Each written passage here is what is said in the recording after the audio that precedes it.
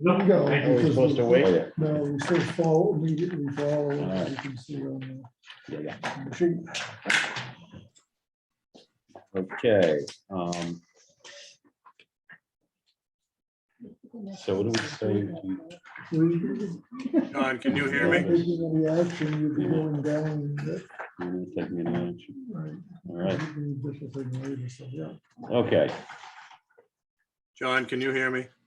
Yes. I'm here. Okay, Apparently right. the breakout session access was not working. Turns out the host cannot join the breakout room, so we were stymied. So there was no breakout room. Yeah. All right, public hearing on Town of Mount Desert traffic ordinance and the select board permit and paid parking policy. I will open it up for public discussion.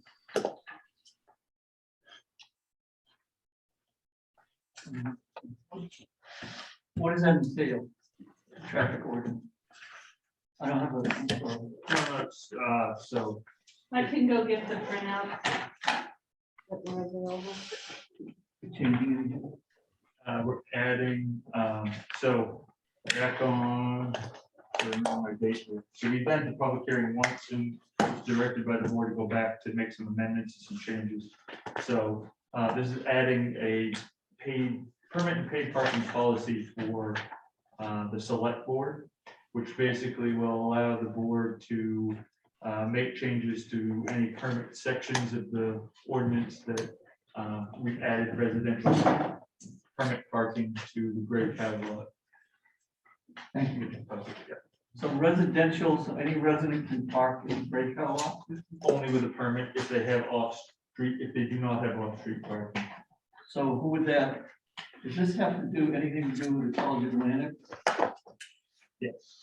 So basically, we allow the College Atlantic to build a building without the necessary finding their own parking problem solved, right? And now we're giving in to them to say that you can, all your kids can park up there in Great Cow. I don't necessarily think that it's quite like that. Potentially, yes. But there's also, in addition to the College Atlantic building, there's other, I think they've identified another 10 to 15 either full-time residents for apartments or Main Street residents that don't have off-street parking. So this would provide them a place for parking as well. So in the policy, you'll see that there's certain restrictions as far as who can obtain a permit to park in these areas. And that's at the select board level as far as that policy goes. We don't have to go back to a public hearing anytime we need to tweak or amend the paid permit or paid parking policy. This got voted on somewhere by somebody other than the select board in town. This was at direction of the select board when we started to discuss about Northeast Harbor parking for residential parking, that there was limited spaces in the Northeast Harbor. And they gave us direction to look for solutions to try to remedy the residents that did not have parking. By our charter, the select board is allowed to enact and amend traffic ordinances. It does not have to go to town meeting or any other board. I believe that's also a state statute. It's Where in do the these charter. people who have these apartments now have parks? So there's a variety of different places around town where they bounce around to, or on-street parking.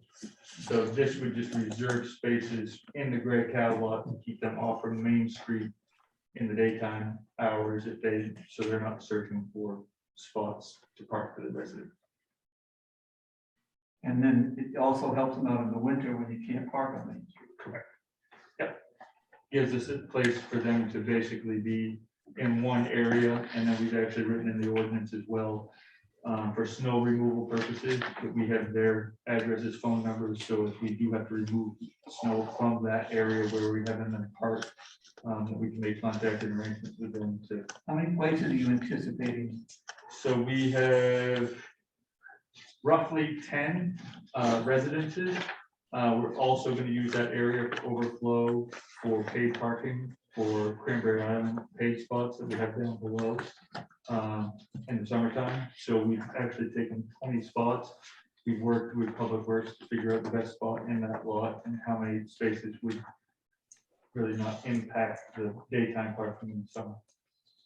How many parking spaces are there Roughly 70. up there? Yep. Okay. I just want to know how it affected either tourists coming in or the restaurant over here. It's going to open up, I guess, this year. So, So it wouldn't yeah, impact so your the business at main all. section, there's about 50 as you go up through the lot.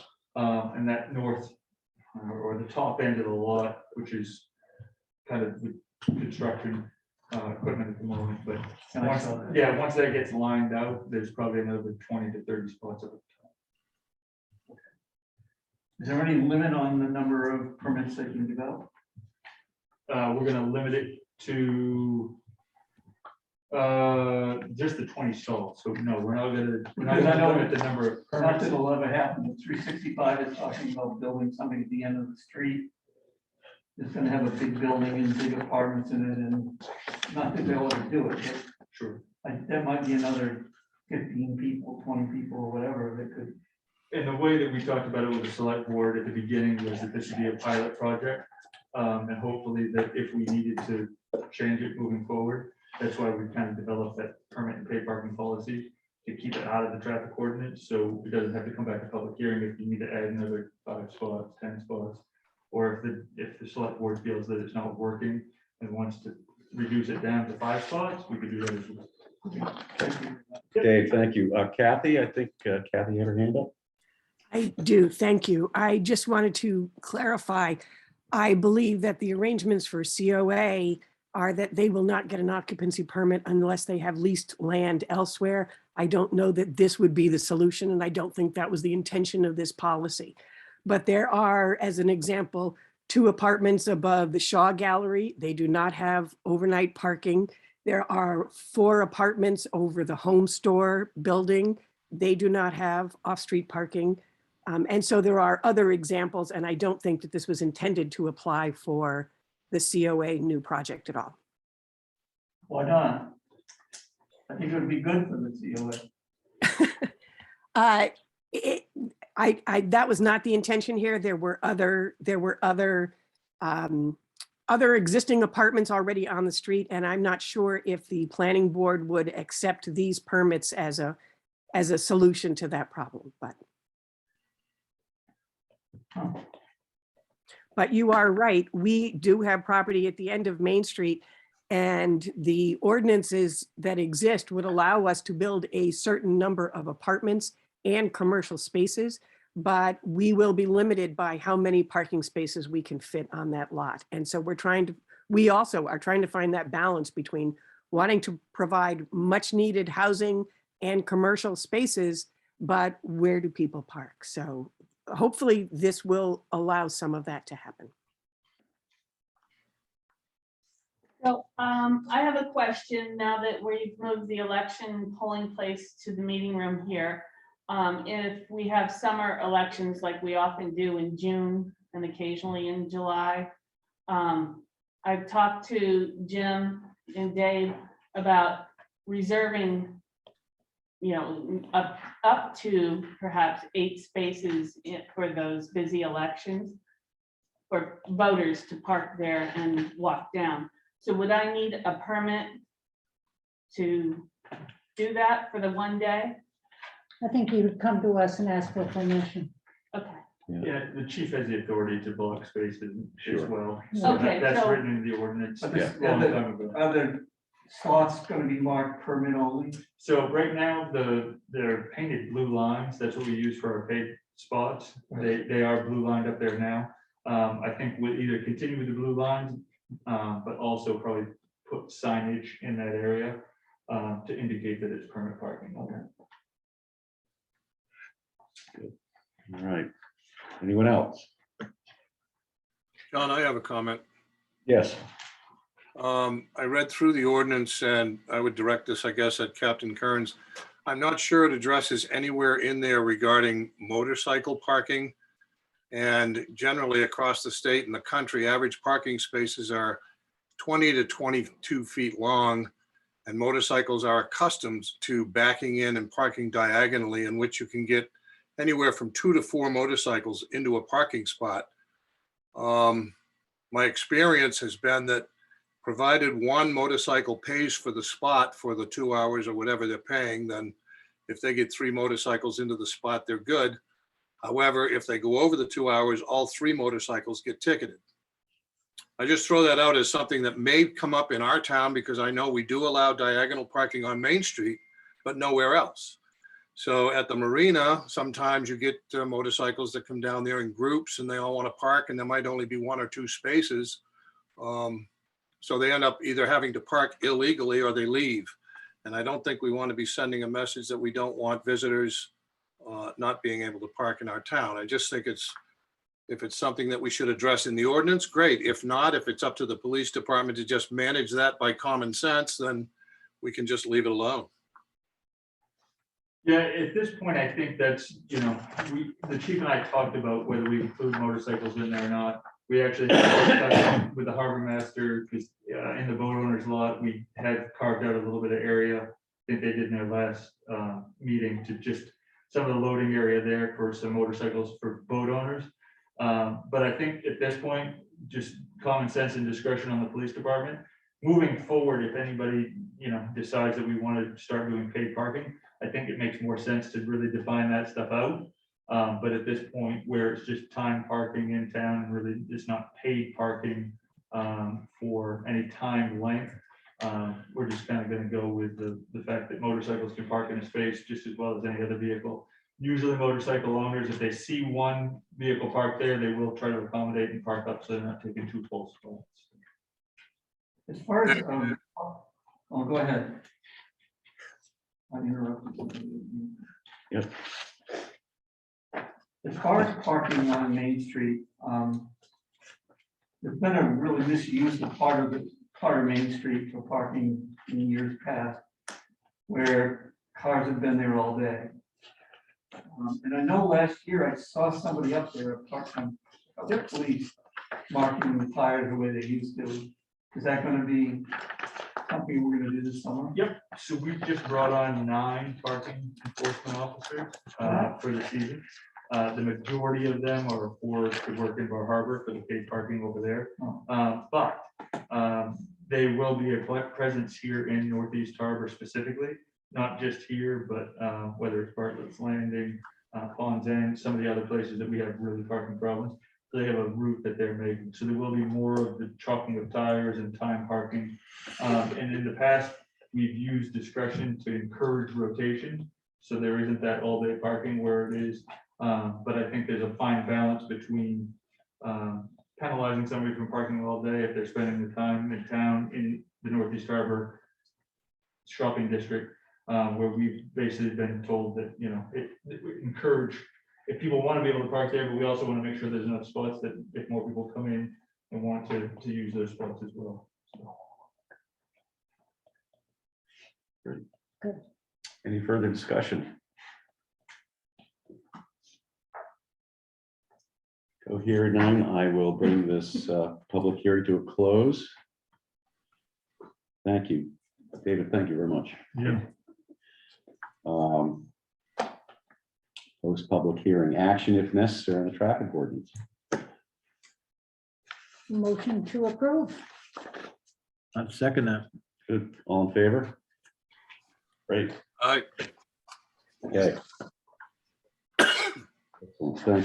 Thank you. Minutes, approval of minutes of May 3rd, 2022.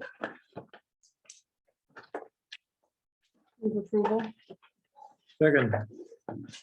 All in favor? Opposed?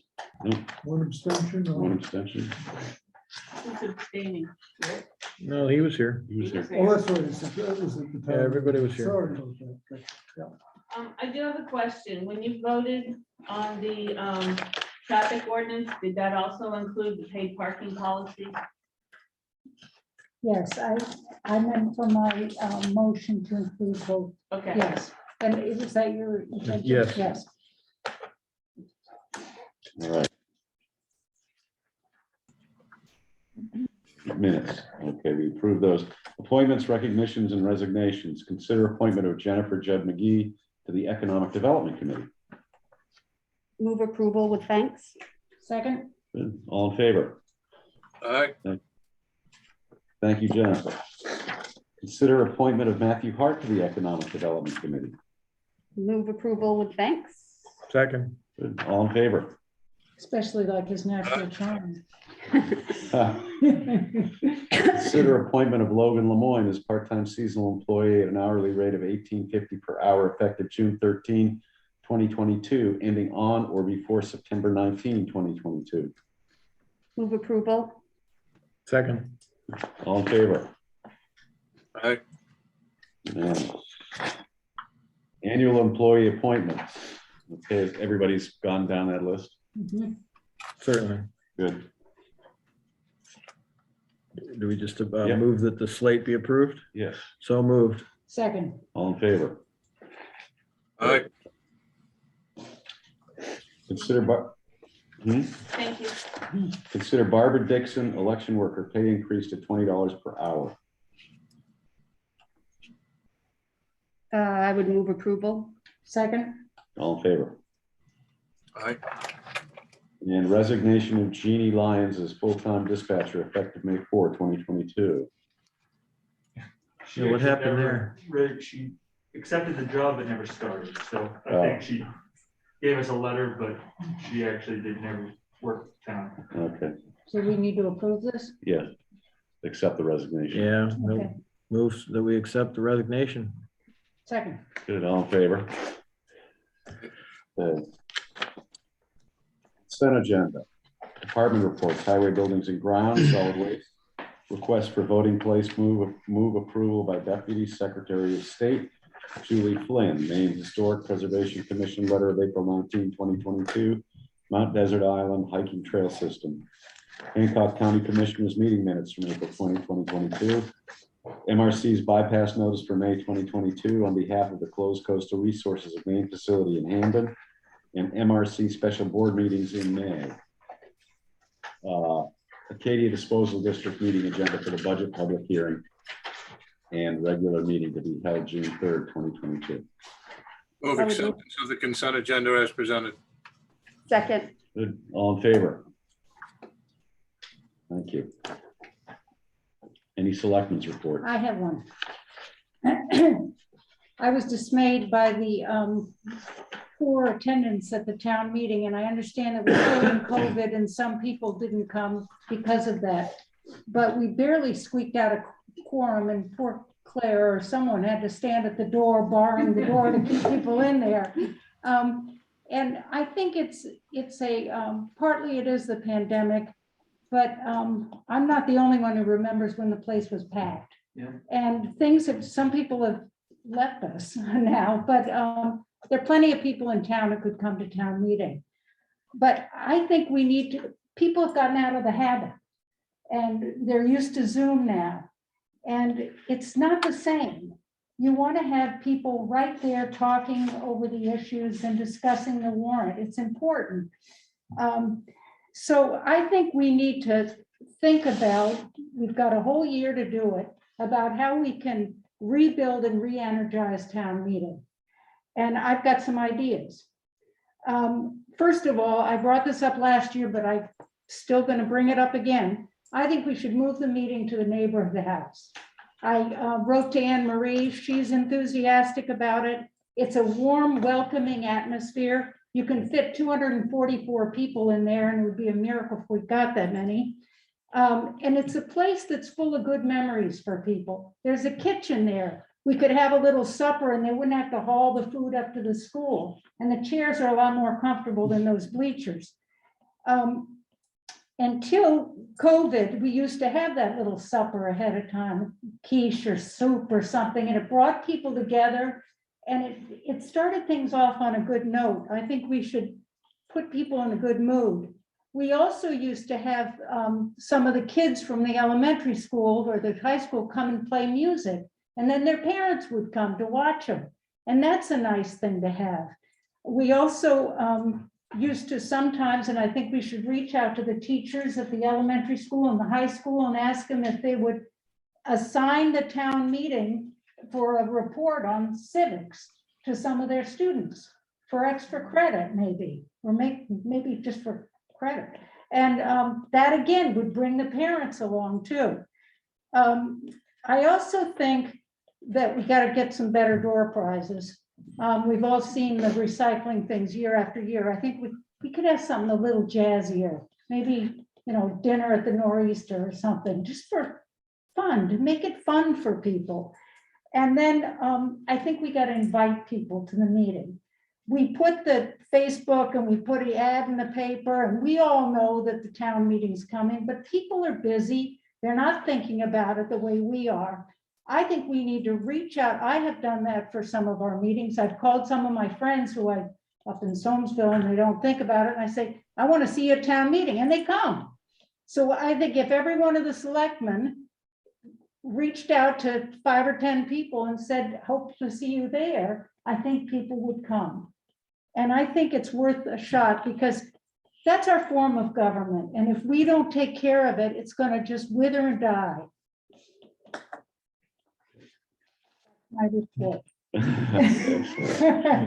that open to the public or just that discussion? Sure. I think that a lot of it's now become a transactional process. The big hot button this year was the fire thing. So maybe the hot button you leave to the end, because it started out with a lot more people than we ended up with. Right. There was 108, I think, in the beginning, and we ended up, what was the quorum, 55 or something? 50. Yeah, we had a hard time keeping Yeah. everybody till the end. Yeah. So I think once a lot of people, once that transaction goes by, Yeah, and all the other things, they just, oh, I don't care about it. And we've done that in the past. We've Usually, stuck yeah. some real controversial issue at the end Yeah, to keep backloaded. people there, and that does work. So that's a good point. But I think you gotta approach it from several sides to really make I'll it. just lock the door once they come in. Yeah, you gotta get them in Illegal, the first but- place. I would like to say that perhaps the police department sign, that they could put up at the traffic light up in Soamesville, Yeah. as people go by, like maybe the whole week before the meeting. Mhm. Yeah. Just to, That's a great idea. Yeah. I would also, just to piggyback on that, even the voting, the sign that was at the Soamesville station was facing the Masonic Hall. So Oh, I didn't you see that. you couldn't read it until you were going by it. So I know maybe we could plan to get better, to make sure that we have better visibility. yeah. And I like the idea of phone, but the school newsletter would be another place Mhm. to put out. Yeah, I think they did that this year. Okay, Yeah. that was one thing I thought of. But you're right, I agree with you, and although none of us wants to spend more hours than we need to debating, that's how it works. Yeah, Democracy is messy, exactly. and we've had that discussion before. Tracy Averman had her hand up. Tracy, Hi there, sorry about that, I was just unmuting. Yeah, I also think there's a little bit of apathy. I was at the town meeting and watched everyone walk out after the fire department vote. I feel like people choose their one thing that they're coming for, but kind of the word on the street when you talk to people about going to the town meeting is they just go, well, everything's going to pass, so what does it matter? I don't need to be there. Even when we had the Main Street vote, the people who were opposed to the Main Street vote didn't even go to voice their opposition because they felt that it was going to pass no matter what they said. So they didn't show up. And then, of course, that vote was very close and passed by only 18 votes. And had they been there, it would have been a much more productive conversation.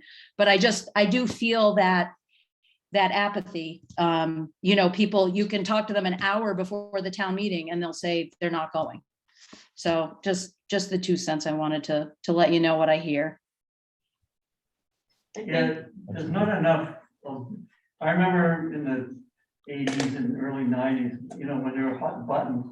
There's a lot of discussion on Main Street and a lot of people talked about things, and we could actually get people engaged in things that we cared about to come to the meetings.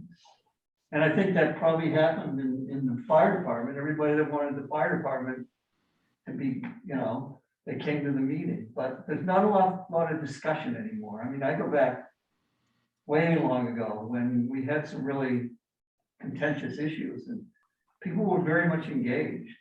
I mean, there were people that I was friends with that when something got passed, they didn't talk to me for like 3 weeks.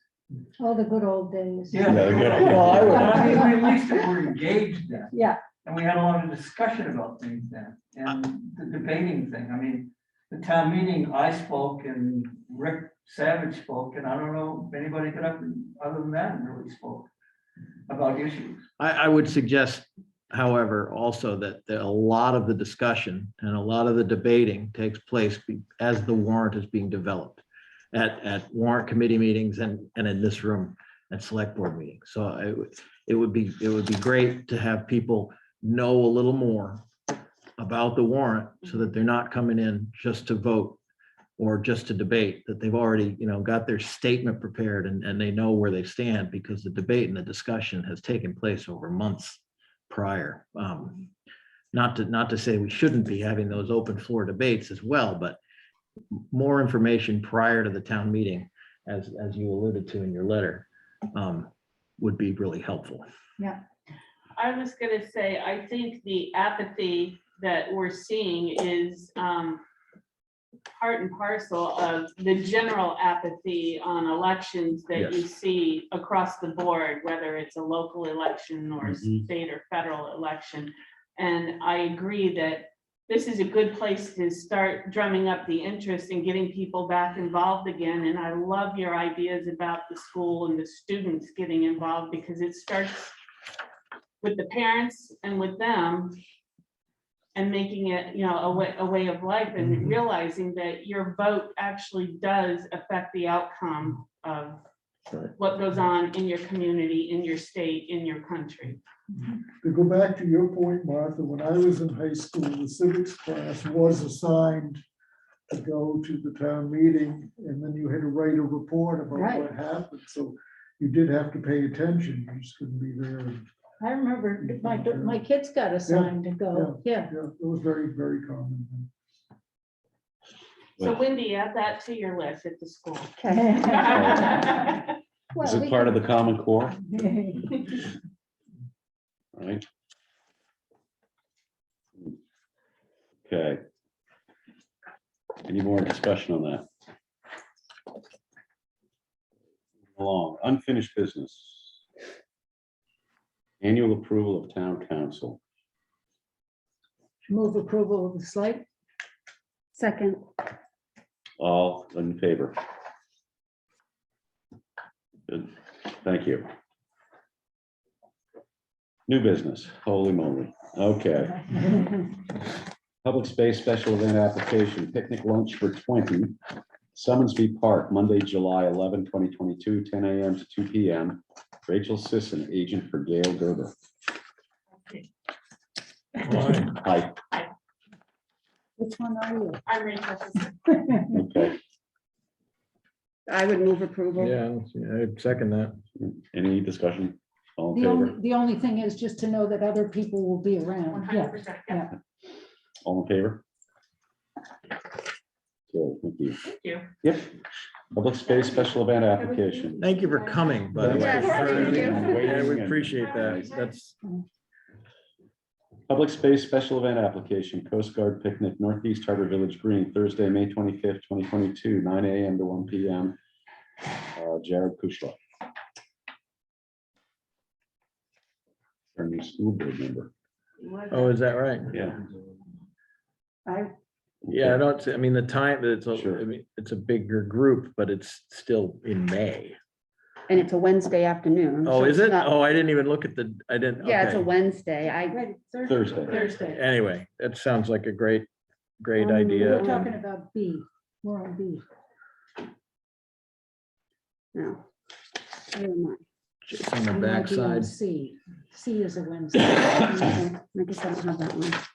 It's on I my- move approval. on here. Rick has moved approval. Second, Good, all in favor? That's the first part. Public space special event application, community puppet show, Northeast Harbor Village Green, Wednesday, July 13, 2022, 6 to 7:30 PM. Neighborhood house. Move approval. second, All in favor? Okay, thank you. Public space special event application, Mount Desert Elementary School, 8th grade promotion, June 9th, 2022, Northeast Harbor Village Green. move approval. Second. Good, all in favor? Request from the chair of the Seal Harbor BIS to consider burying power lines in the Seal Harbor Beach area. Mhm.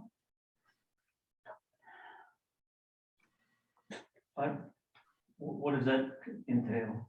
Burying power lines. We've I done mean, Main Street all the way down Steamboat Wharf Road, right? Are you familiar with this? No.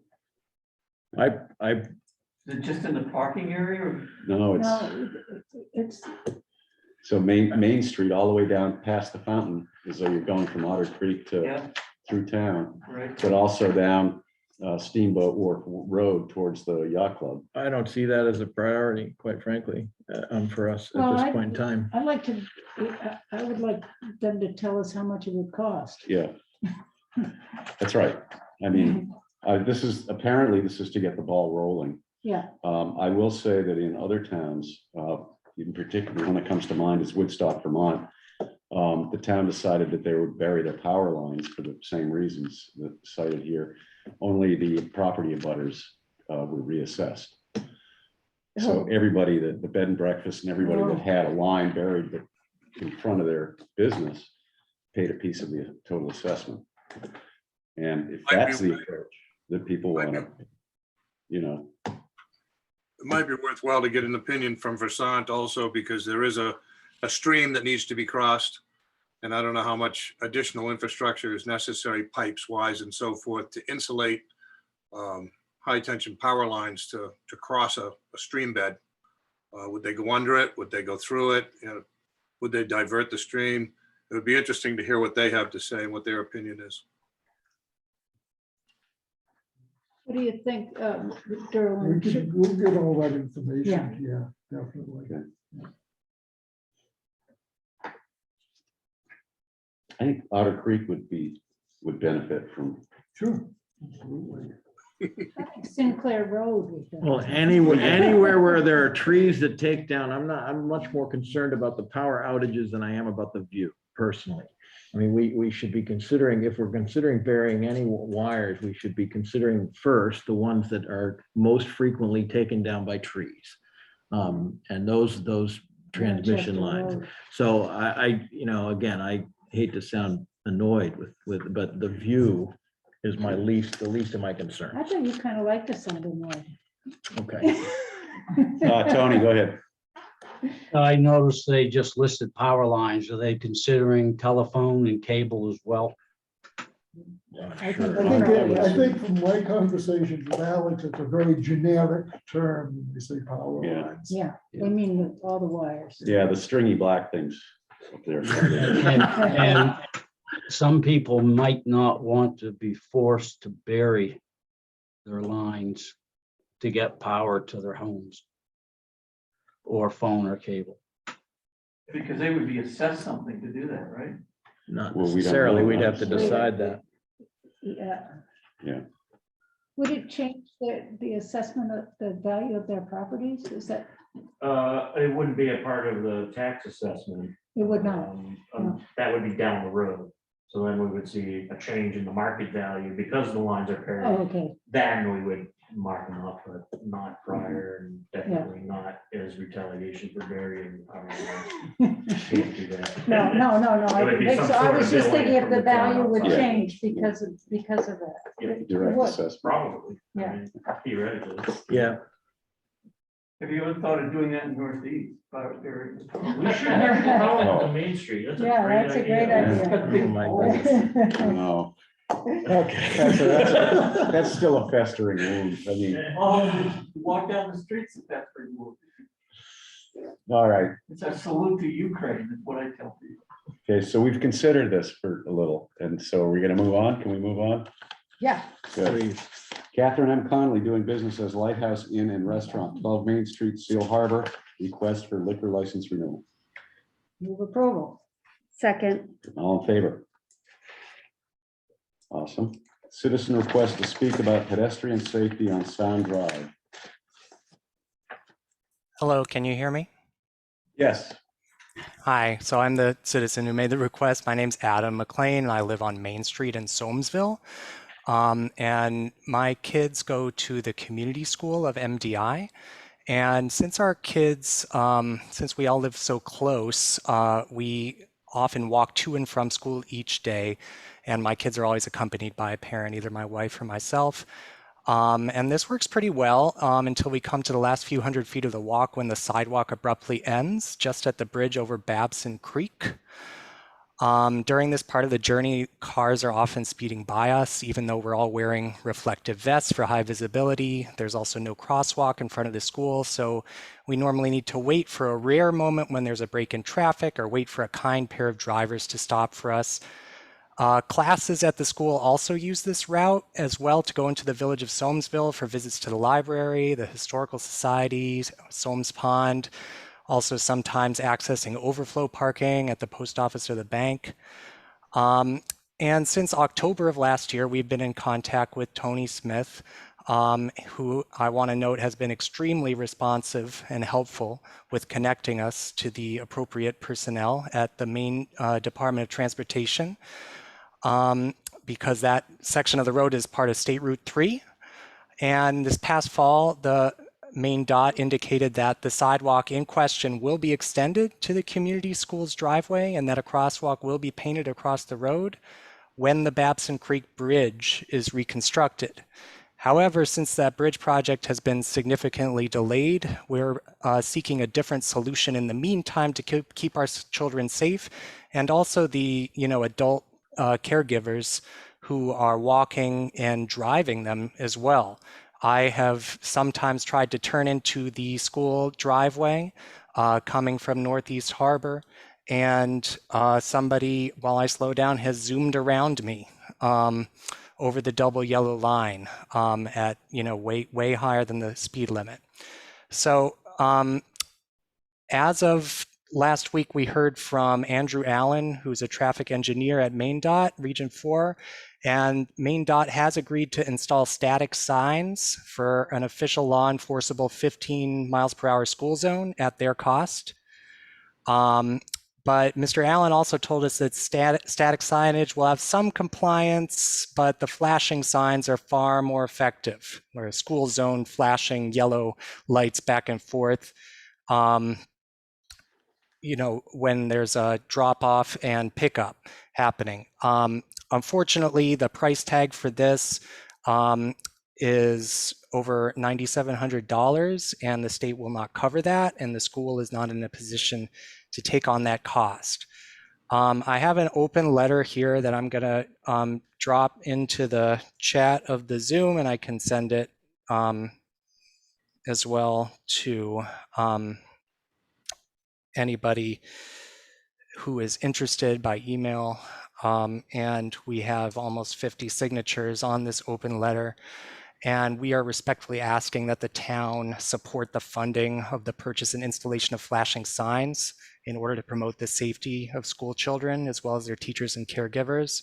And if necessary, I'm not quite sure how the process would work for this, but I would be interested in requesting a special town meeting in order to approve this. Just in closing, there's a lot of regulations and laws and codes that I've been, I guess, educated about during this process. But bottom line for me is that I'm a parent and my children's health and well-being is my paramount concern and it's my most sacred duty. And so, as a citizen and a taxpayer, along with the other undersigned folks on the letter, we're asking that the town make every effort to support us in that duty to keep our kids safe. So that's all I have to say, but I'd be happy to discuss it further.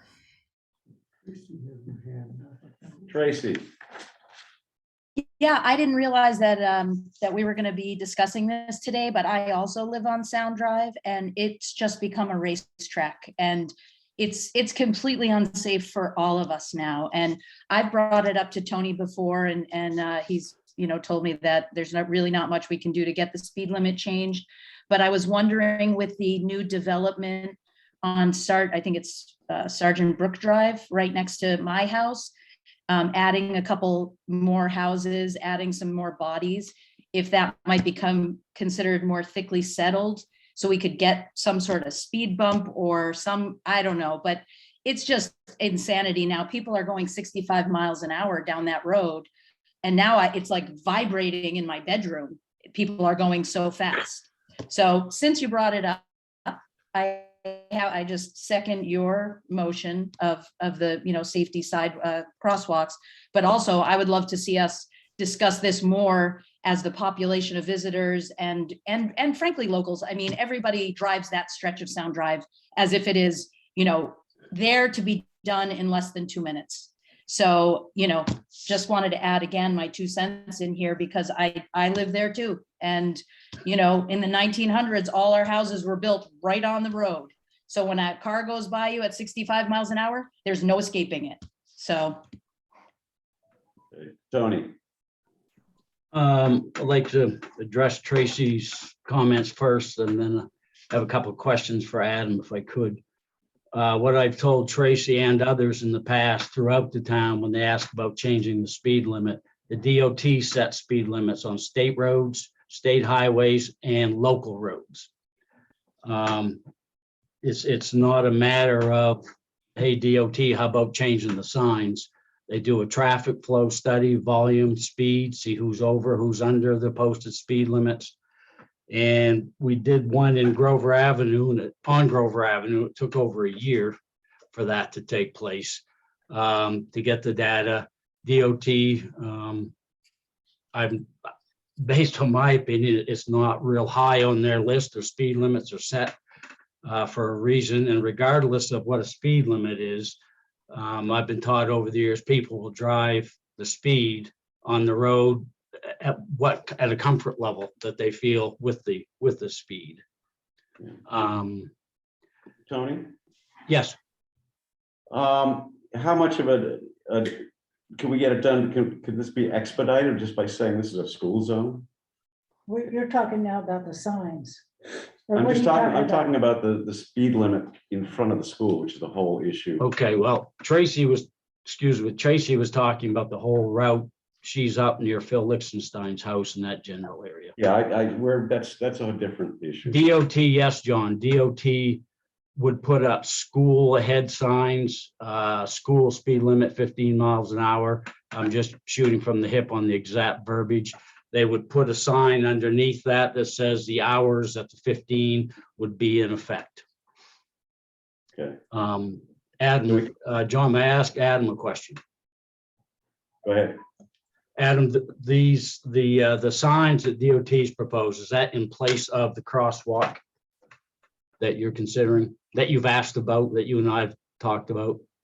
Yeah, I mean, it seems like, and I know this is later on the agenda, it looks like, for the meeting, but the crosswalk doesn't seem like it's a viable option until the sidewalk is extended.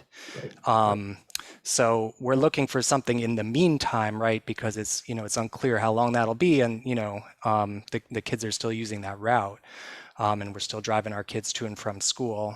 So the 15 mph zone that Maine DOT has agreed to put in already, that is a closer, nearer term solution, right? Mm-hmm. That'll get that in place.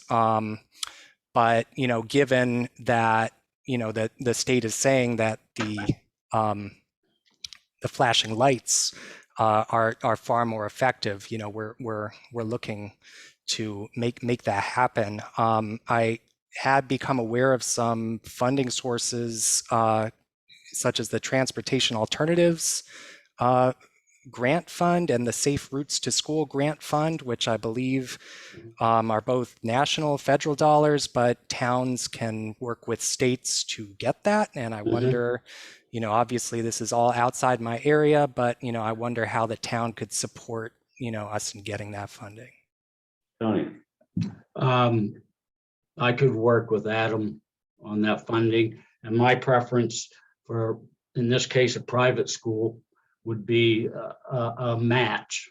If they could come up with 50% of the cost, buying one of them, including the installation, we could consider doing the other one. But DOT is gung ho for the flashing lights because they've told us they won't buy them. oh, They yeah, do have a program that's really good. We did get, and Adam's aware of this, one of the flashing lights that we have, maybe in Seal Harbor, Ben and I attended a workshop, DOT workshop, and got on a list, and we were given one of those flashing lights. And the sad part of the story is their list is full for this year. I'm not exactly sure what time of the year you have to get on the list. But let's say if we're going to put up one light, I would on the approach from Northeast Harbor because of the sight distance. That's one of the reasons a crosswalk's a terrible location. That's a terrible location for a crosswalk. A crosswalk means safe zone. So a kid sees a crosswalk, pays no attention, and some adults, and steps out. I think the lights are a great idea. Rick, That seems to be the most, I'm sorry. it's okay. Rick, you had your hand up? Yes, I did.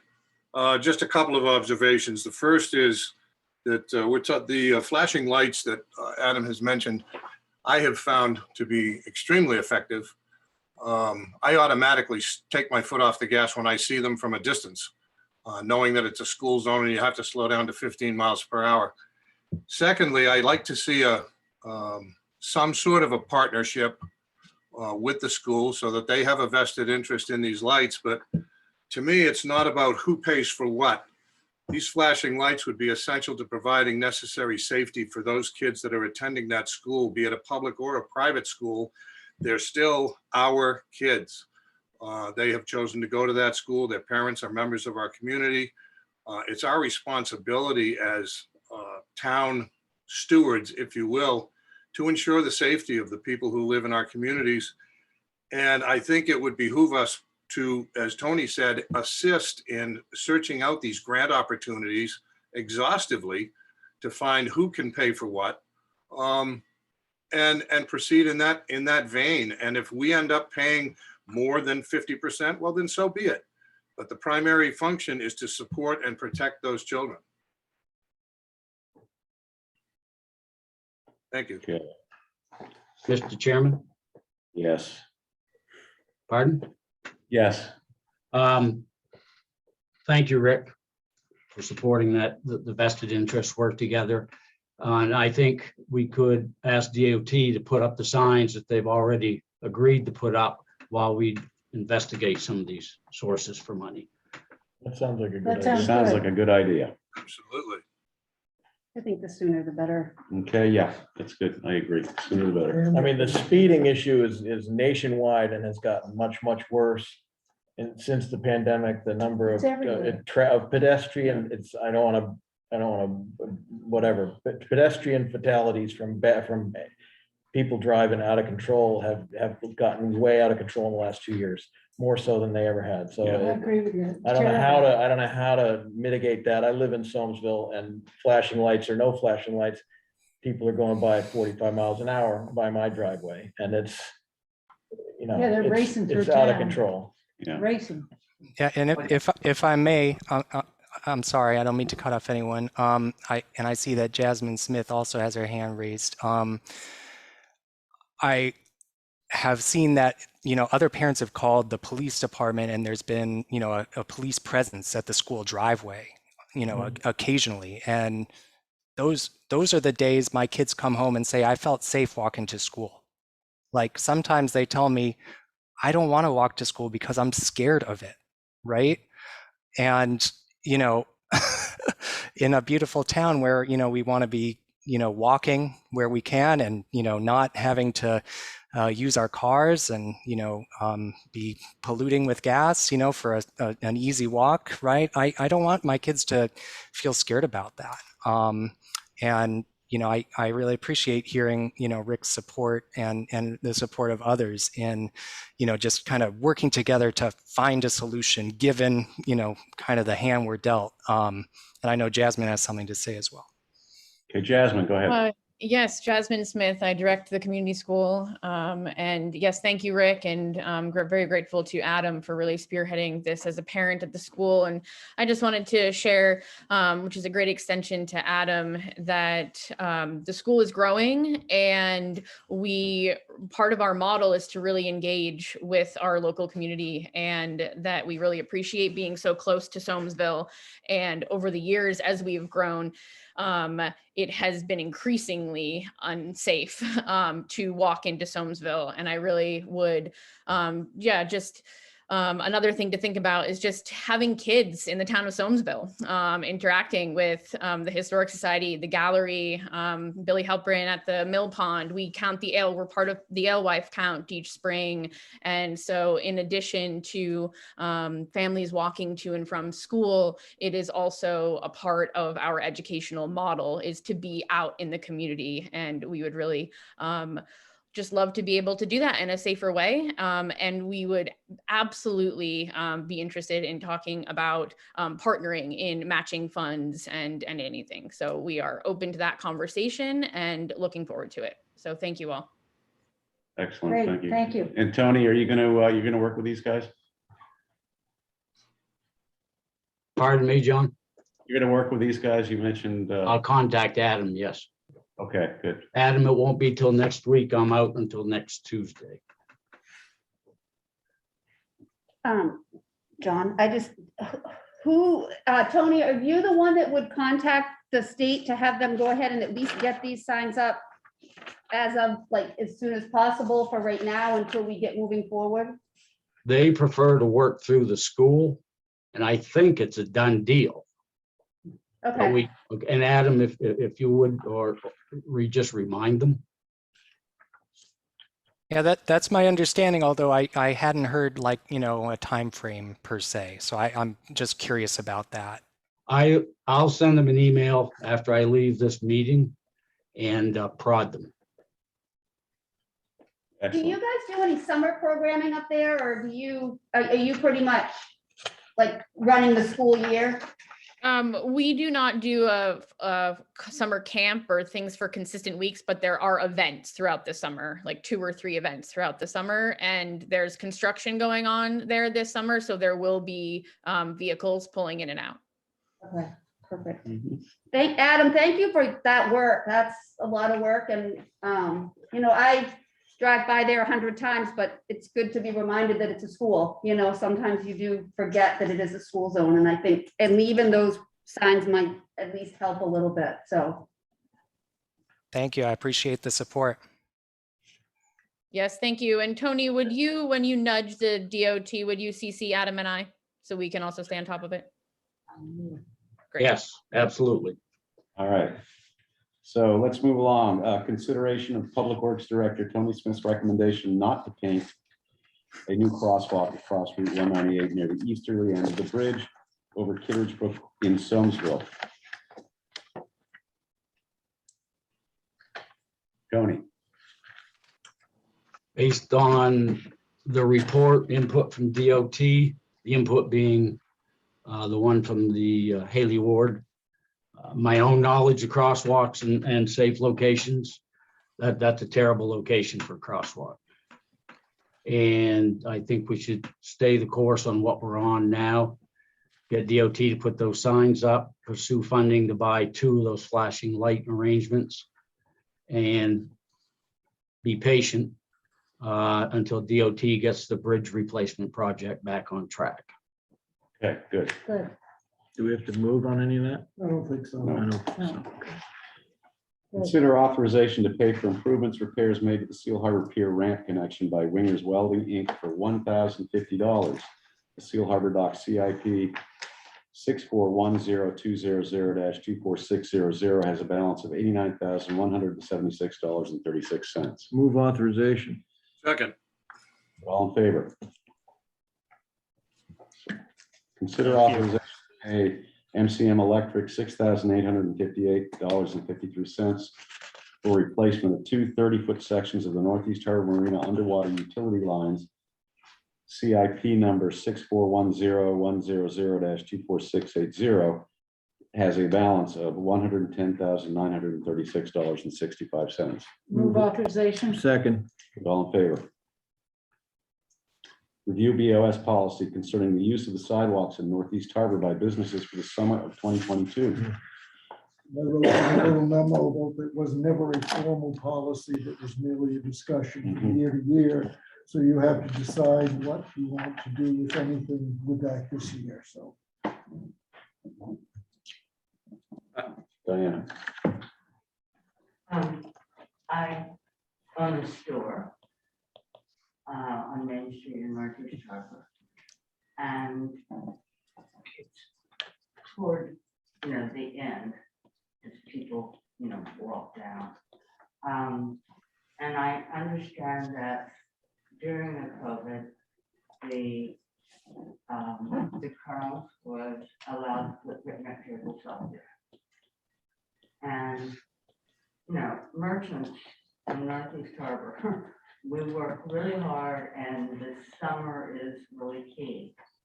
So I am reluctant to do this, but the picnic tables block the sidewalk. And in the summer, I watched last year, people go just like in the winter, we go streaking along one person. And in the summer, there's groups of people that meander down the sidewalk. And it's not the picnic tables themselves. I don't know, I took a photograph on the 3rd of May. And what happens is the use of the picnic tables. People sit there with their dogs on leashes that go out, towards the side of, toward the end of the sidewalk to the street, or strollers. They put strollers and they put bicycles. And can I? Sure, come on. And this is the 3rd of May, when there's not much happening in Northeast Harbor. And also because of the diagonal parking, vehicles, they go across the front goes across the sidewalk. So two people were sitting at one of the picnic tables. You can see where no one is, but then they have their two bikes there, which leave very little space for anyone to get by. And a lot of people, when they're sitting there with the dogs on the leash, people are frequently leery of strange dogs. So I've seen people just, it's like a sidewalk block. The people get there and then they turn around and they go back up the street. And I just can't afford to lose that business. Neither can the other. John. I concur with that generally, and I think wasn't the picnic tables there just because you couldn't eat inside, Right. you had to be masked and everything? Right. Well, it's not a mandate anymore, is it, in restaurants, and although maybe it should be, but, so I don't know if it's a necessary thing. I want to make sure we don't make this a referendum on one particular business, but I would agree that the reason for allowing businesses to operate, whether it's restaurants or others, operate outdoors was out of a need to be outside if you wanted to have any business. And we supported that at that time. I expressed some concerns last summer. Maybe I was a little premature because I was hopeful that the COVID situation would have resolved itself sooner, but I would tend to agree that the sidewalks were not designed with the idea that they would be used as places of business. Shorter than. Well, so my only thing is, because I own the Colonels, they're 12-foot sidewalks now, in front of the Colonels. There is more than enough room, for people to get by, even ADA compliant with the, picnic tables there. I mean, obviously, yes, it was a COVID necessity. We're still in COVID. We don't know what's gonna lie ahead this summer. I think if our sidewalks were smaller like they used to be, it would be a little bit more of an issue, but wheelchairs and everything can get past that. But obviously it's a town decision and it wasn't a forever mandate, but there is plenty of room. Like I said, wheelchairs can get by. We've looked at all of that, and now there are only 2 picnic tables out there. Last year, I think we had 4, but there are only 2 now just in front of us. But that's all I have to say, I guess. Does it not mean that other businesses could do the same thing? Yeah, it was permitted to all the businesses, yeah. Yeah. Yeah. No, That's this the is a, concern I have. this is a slippery slope, you Right. know, if we return to where we were a year ago, then maybe we can reconsider. You know, it doesn't take long. We're a pretty nimble group. But for the time being, I think that we need to take our sidewalks back. Yeah. Does With that that mean being said, everybody along like the big flower pots? I mean, I guess I'm wondering, what is the limit? Like next to us, where the woman just spoke, she has great big plant pots out there. I mean, are we saying everything has to go or just some things? I John, think a plant pot versus picnic table with people sitting at it and dogs and whatever is quite a bit different. Mhm. I walk this Main Street as often as a lot of people do. I don't think they're blocking anything. Often I'm up by the pine tree and there's a group of people or bikes or dogs on the sidewalk. So I think it's too bad to say that they're blocking the sidewalk. I actually, after we saw this notification, I spent some time sitting out there one day, weekend day recently, just curious, and there really is plenty of room. I too feel like COVID is not gone yet. I mean, we're mask mandated here, we're mask mandated in schools, and what's gonna happen in 2 weeks when who knows what? These are teeny picnic tables. I think it's a lovely little setup out front. I think that people enjoy having their coffee outside, regardless of COVID or not. So I don't think it's that big of a deal. And maybe if we had 6 other things up and down the main street, I would have a concern, but I think it kind of looks nice. And Stephanie's, I mean, the fact that it really is just in front of their little spot, I think it's fine. I don't have a problem. I just don't see where we say it's blocking. I've never seen it block. I've seen it cause problems all the way up and down Main Street with people standing on the Main Street with dogs and bikes and kids riding their bicycles on the sidewalk, which is another whole issue. Yeah. So I mean, I appreciate your concern. I just don't know. I just can't imagine people turn around and walk back up Main Street, but. Well, Wendy, I would agree with you. The tables themselves are small and like you, I think the outdoor dining is kind of cool. It's welcoming. However, it's a different story now in May when there aren't a lot of people. I've seen it in the summertime when there are people sitting there and then they got their dogs and their bikes and their kids and it does it's a bottleneck there in the summer. And that's the time when the shops are really looking for business. I'd like to say, I agree with Jeff that for this year, for last year and the year before, we thought, with COVID, we've really got to do everything we can to help our businesses.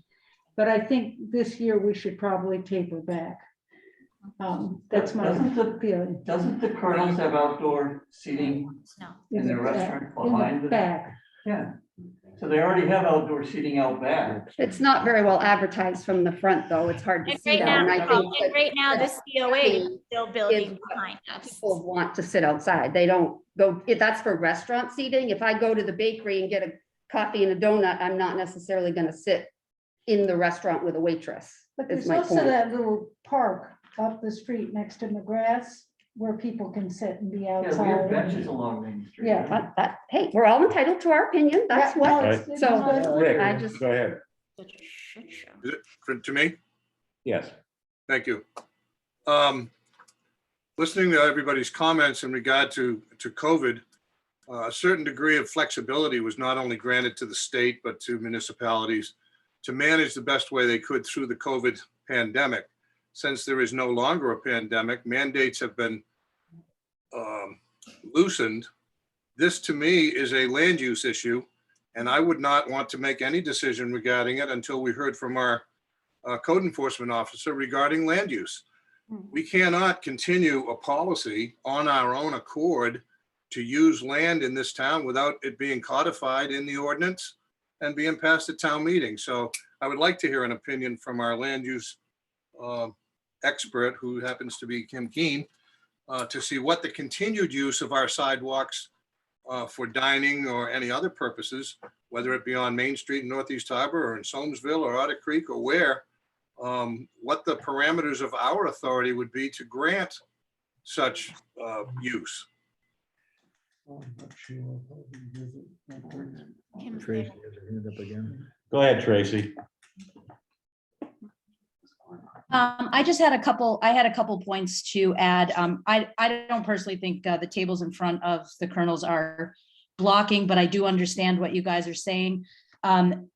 One of the things, Rick, that you just brought up about Kim Keen, I can definitely speak to. When we opened 123 Main Street, I put benches out on our little sidewalk.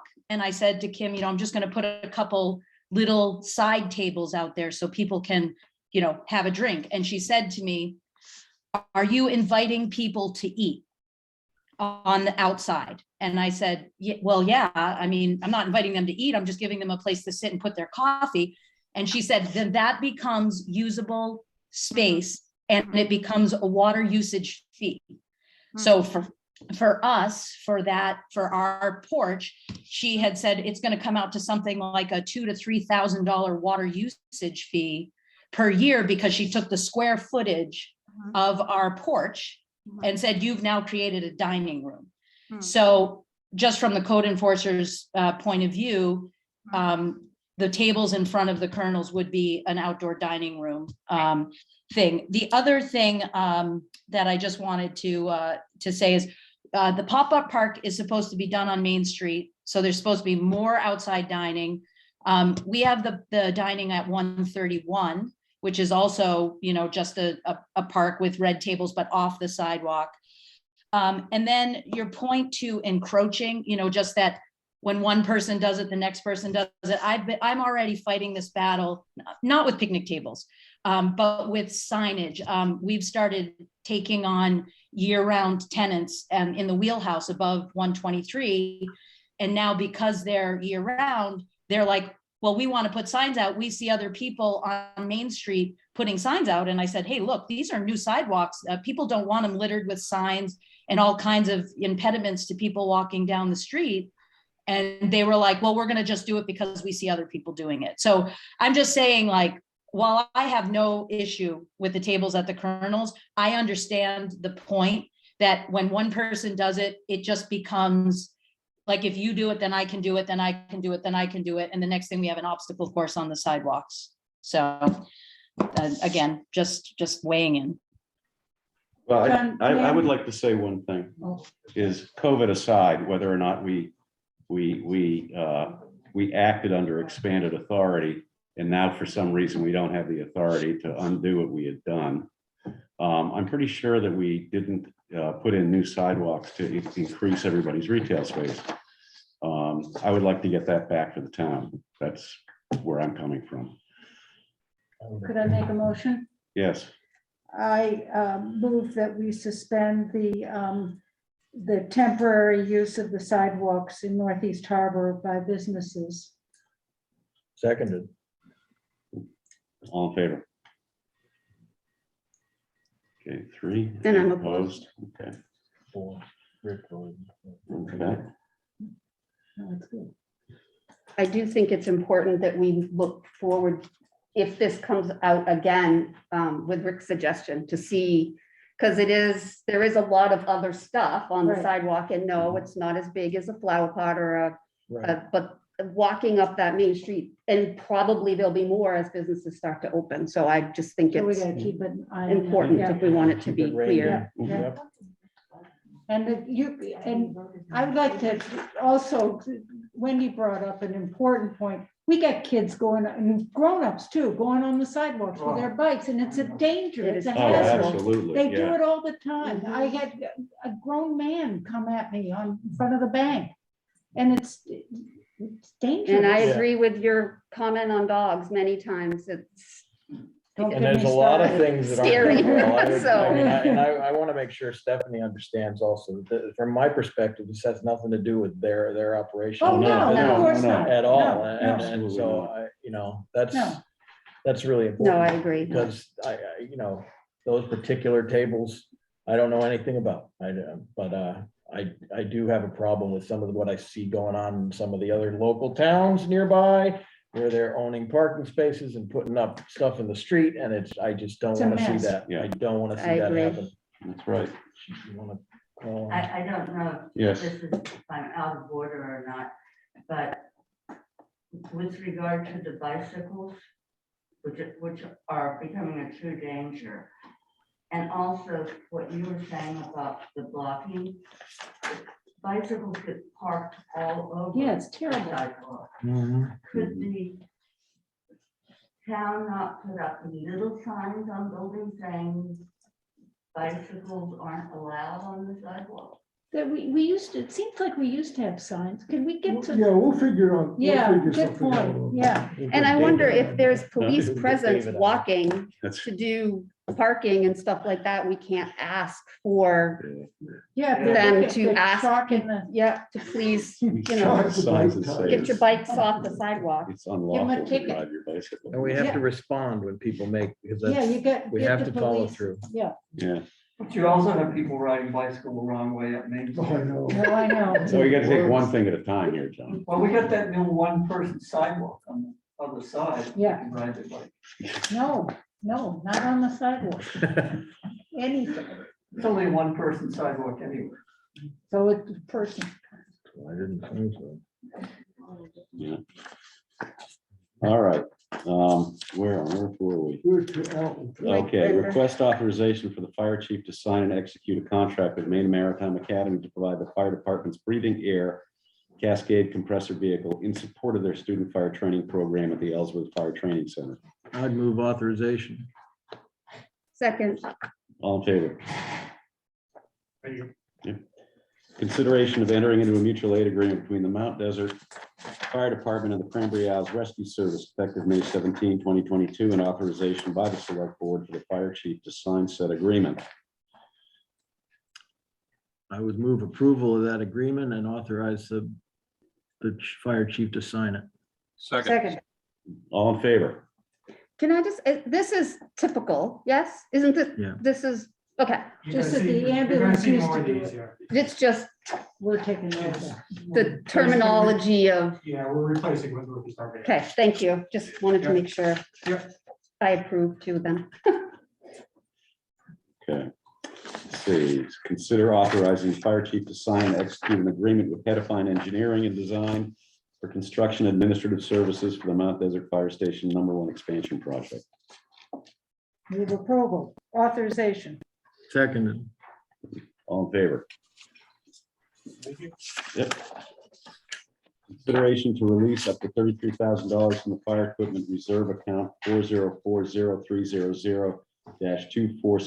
4040300-244721 and authorize the fire chief to use such funds for the purpose of purchasing structural firefighter gear. Can you tell us what that is? That's the gear, that's the What gear, what is, yeah, it's the gear that you wear for interior structural firefighting, the coats, the pants. so for your new, you need new stuff for your new employees. Correct. Okay, that makes sense. I just, Yeah. fair enough. Yeah. As it turns out, they don't have as long a lifespan as we thought, right? The firefighters or the gear? The gear. Actually, both, right? Okay, Maybe during a probation period, you have not let them wear fire. Yeah, Move Release of up to $33,000 from the fire equipment reserve account and authorize the fire chief to use such funds for the purchase of structural firefighting gear. Second, all in favor? Yeah. Consider adopting a memorandum of agreement proposed by the Acadia Area League of Towns covering non-emergency services. What that is, right, explains that is we have those MOUs now for emergency services, given the climate for finding employees and the length of time it takes. It's potentially, sometime we'd like to expand that to non-emergency services as well, in case somebody gets caught without being able to provide a service. So, yeah, so it's the same exact agreement that we have for emergency, just translated into non-emergency. we've done that with code enforcement. yeah, I was just Yeah. thinking that. Yeah, we did that on an ad hoc basis. Okay, But this would cover, I'd still have to come to you with a plan. Right. It wouldn't be just, I just couldn't do it Lend out automatically, but it would give me Jake. the permission to bring the plan to you and not have it on an ad hoc basis. Move approval. second. All in favor?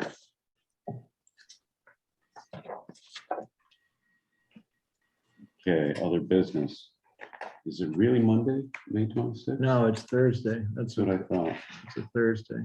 That's a Thursday, okay, so it's a typo. Yes, that is the proposal, Thursday.